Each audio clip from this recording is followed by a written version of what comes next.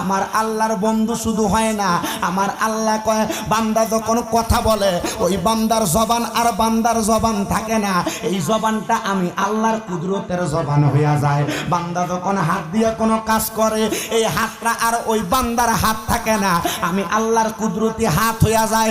বান্দা যখন কান দিয়া শুনে এই কানটা বান্দার কান থাকে না, এই কানটা বান্দার কুদরতি আল্লাহর কান হইয়া যায়।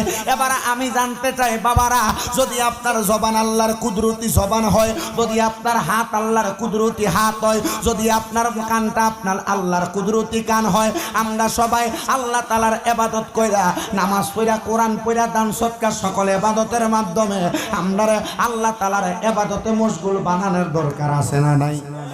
আরো জোরে বলেন দরকার আছে না নাই? এই জন্য আশেক বলে নামাজে নামাজিরে সরল পথে আনতে পারে, নামাজে ওরে যে নামাজে